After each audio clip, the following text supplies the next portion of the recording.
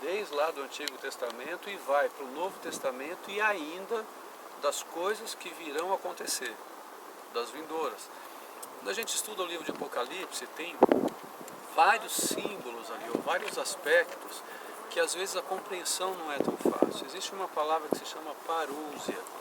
A palavra parousia, ela representa a segunda vinda de Cristo, ou quando Cristo aparece, e aí a gente vai ver o texto que diz em Apocalipse que todo olho verá, todo joelho se dobrará, e vai ter que confessar, ou confessará que Jesus é o Senhor. Então o que acontece quando a gente vai ver no livro de Apocalipse o que tem como profecia daquilo que viria a acontecer no Vale do Amargedon. Tá?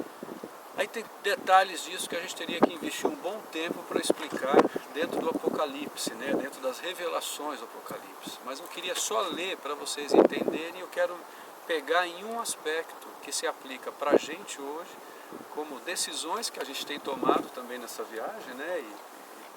E posicionamentos que a gente tem tomado, mas também alguns alertas que os textos da palavra nos dão para que a gente não perca o nosso foco, que a gente não perca o caminho pelo qual nós estamos seguindo. Aí quando a gente lê lá em Apocalipse, no capítulo 16, e o verso 16 diz assim, eu vou começar desde o verso 12, tá? Algumas palavras serão meio difíceis de serem compreendidas agora, porque daí a gente teria que ter uma base um pouco mais profunda na palavra para compreender. Mas só para você entender o contexto. O sexto anjo derramou a sua taça sobre o grande rio Eufrates, e secaram as suas águas para que fosse preparado o caminho para os reis que vêm do Oriente.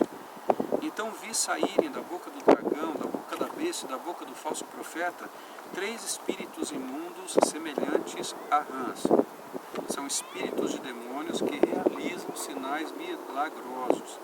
Eles vão aos reis de todo o mundo a fim de reuni-los para a batalha, então presta atenção nisso aqui, para a batalha do grande dia do Deus Todo-Poderoso.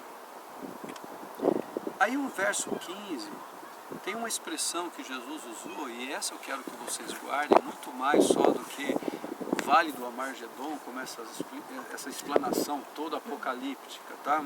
Mas no verso 15 diz assim, eis que venho como ladrão, feliz aquele que permanece vigilante e conserva consigo as suas vestes, para que não ande nu e não seja vista a sua vergonha.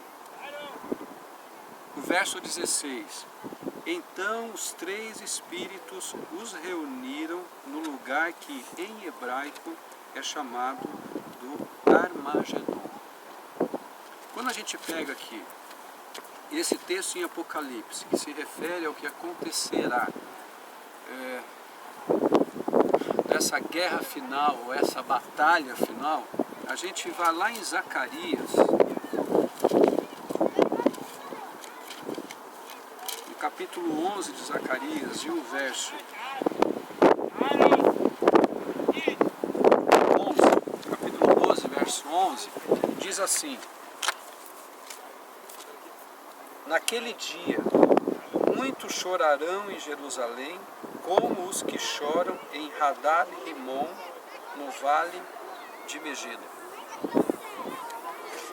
Aqui tem o contexto histórico da época, tem o que estava acontecendo na época, mas também muitas dessas profecias que nós vimos no Antigo Testamento relacionado ao fim de todas as coisas, e você vai encontrar no Antigo Testamento dizendo assim, o grande e terrível dia do Senhor, você vai encontrar várias vezes essa expressão, está justamente se referindo ao que viria a acontecer com essa batalha final. Quando nós olhamos para esse texto, a compreensão, pelo menos daquilo que eu creio, além de ser só um aspecto geográfico, mas aí eu vou falar do que eu creio aqui, essa batalha que se refere ao Vale do Armagedon virá a ser essa última batalha de Deus, onde toda iniquidade será vencida de uma vez por todas. Entendeu? Isso é no final dos tempos. Por isso que eu queria só colocar isso para vocês, como talvez instigar assim, poxa, eu queria saber mais disso. Mas não é algo fácil para explicar aqui em 3, 4, 5 minutos, o aspecto todo que envolve as coisas que ainda virão a acontecer. Mas guarde isso, eu venho como um ladrão. Esteja sempre o quê? Atento, preparado.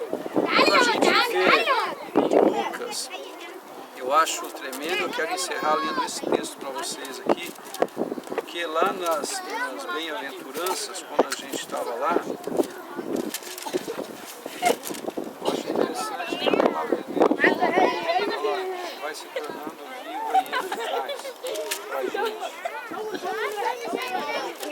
Olha só, o que Jesus disse no Sermão da Montanha. Lembra que nós estávamos lá, lendo, estudando algumas coisas? Olha só, em Lucas 12, no verso 35, Jesus disse assim para toda aquela multidão: estejam prontos para servir e conservem acesa as suas candeias. Lembra lá das candeias? Como aqueles que esperam seu Senhor voltar para um banquete de casamento. Lembra que ele falou do aspecto? Então assim, estejam atentos, como aquele que a qualquer momento você vai receber um convite para falar assim: venha participar do banquete. Isso está falando das coisas que vão acontecer. Para que quando ele chegar e bater, possam abrir-lhes a porta imediatamente. Aí o verso 37 se refere a: felizes os servos, cujo Senhor os encontrar vigiando quando voltar. Eu afirmo que ele se vestirá para servir, fará que se reclinem à mesa e virá servi-los. Mesmo que ele chegue de noite ou de madrugada, ou no tempo que for, felizes os servos que o Senhor encontrar preparados. Entendam, porém, isto: se o dono da casa soubesse a que hora viria o ladrão, o que a gente leu lá em Apocalipse? Eu venho como um ladrão. Ele está falando assim, uma expressão, né? Se o dono da casa soubesse a hora que viria o ladrão, não permitiria que a sua casa fosse arrombada. Estejam também vocês preparados, porque o Filho do Homem virá numa hora em que vocês não esperam. Acho que essa é uma das grandes diferenças para mim de dois conceitos. O primeiro conceito: a Bíblia contém a palavra de Deus. Quando a gente pensa que a Bíblia contém a palavra de Deus, a gente olha livro por livro, fato por fato. E o que realmente a gente também tem que fazer quando você estuda. Mas quando a gente crê que essa palavra é verdadeira, a nossa compreensão é que a Bíblia ela é a palavra de Deus. Aí ela não apenas contém. E quando você vai vendo esse todo, o todo, e não só as partes em separado, você começa a entender o passado, você começa a entender o presente, e você pode continuar guardando no teu coração as promessas que foram ditas no futuro. Por isso que pra gente, aí falando da minha prática, né, batista, por exemplo, para nós batista a Bíblia é o quê? É a nossa prática, regra, fé e vida, e prática todos os dias. Nós não negociamos expor a palavra de Deus, e não dentro do conceito é criar alguma coisa através da palavra de Deus, não é expor a palavra de Deus, é estudar como ela é. E dentro desse sentido, para a gente, então, a Bíblia, por aquilo que nós queremos da inspiração divina, ela é a palavra de Deus. Então, eu queria muito que vocês guardassem isso, né? Continua vigiando. A gente tem dado passos, então continua vigiando. Tá bom?